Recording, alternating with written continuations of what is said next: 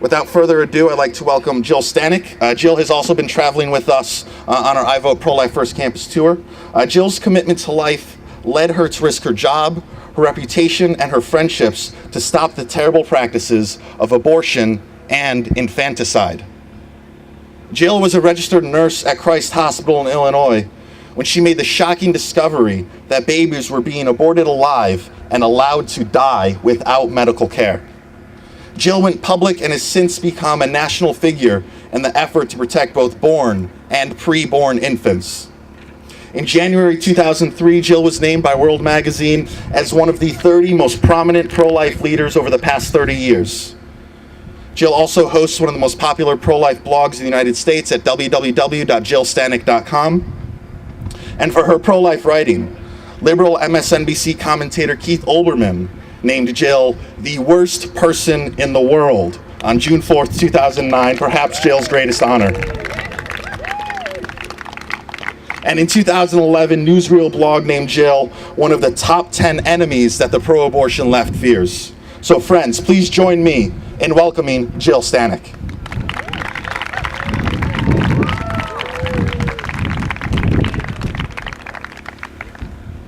Thanks. I've been invited on this Students for Life tour to tell you my personal experience and show you how important it is by this experience to vote pro-life first. I was a registered nurse at a hospital on the southwest side of Chicago when I discovered that not only were late-term abortions being committed, but the method of abortion that the hospital used sometimes resulted in babies being aborted alive. And if they were aborted alive, they were allowed to die without any medical intervention whatsoever. They were relegated to our hospital's soiled utility room to die. One night, a nursing coworker was taking one of these little abortion survivors to die in the soiled utility room when she told me what she was doing, and I couldn't bear the thought of this suffering child dying alone, and so I rocked him for the 45 minutes that he lived. He'd been aborted because he had Down syndrome. And he was between 21 and 22 weeks old, about the size of my hand. And he didn't move very much because he was using all of his energy attempting to breathe.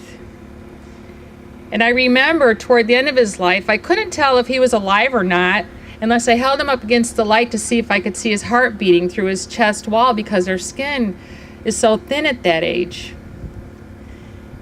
And after he was pronounced dead, I folded his little arms across his chest. I tied them together with a little string. I wrapped him in a shroud, and I took him to the morgue where we took all of our other dead patients. After I held that baby, the weight of what I knew was going on at Christ Hospital became too much for me to bear. And so I went to the Illinois Attorney General with what I knew. And the Illinois Attorney General determined that Christ Hospital wasn't breaking any law. And so the Illinois Born Alive Infants Protection Act was introduced.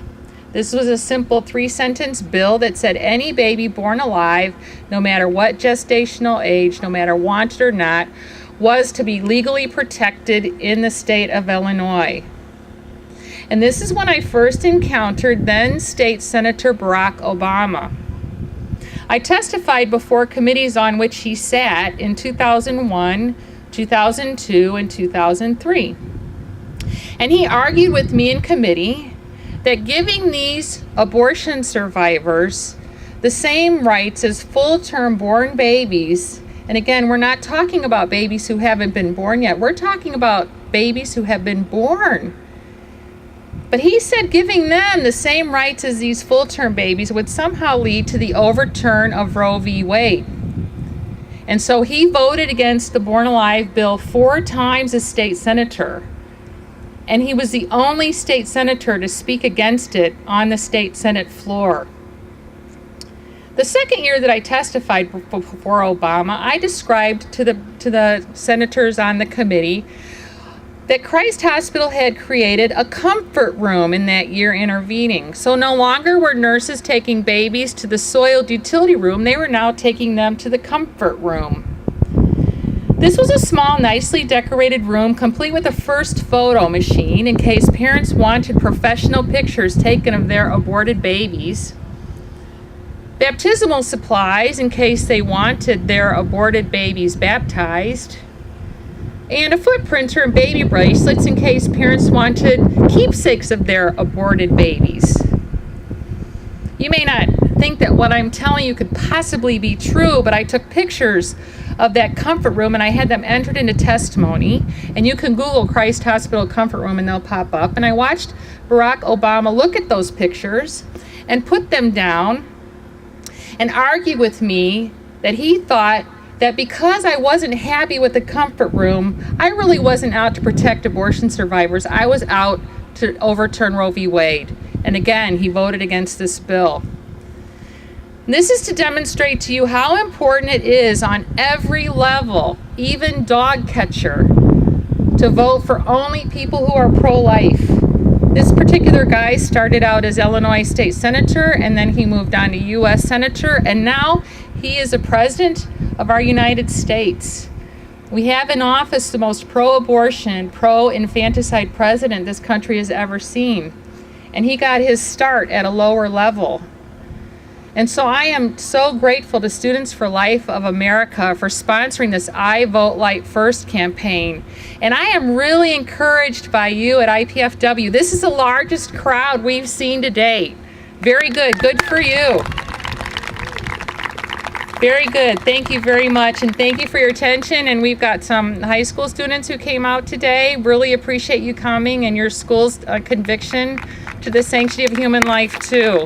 And they say that, the youth is our future, but the youth is not the future of the pro-life movement. You are our here and now.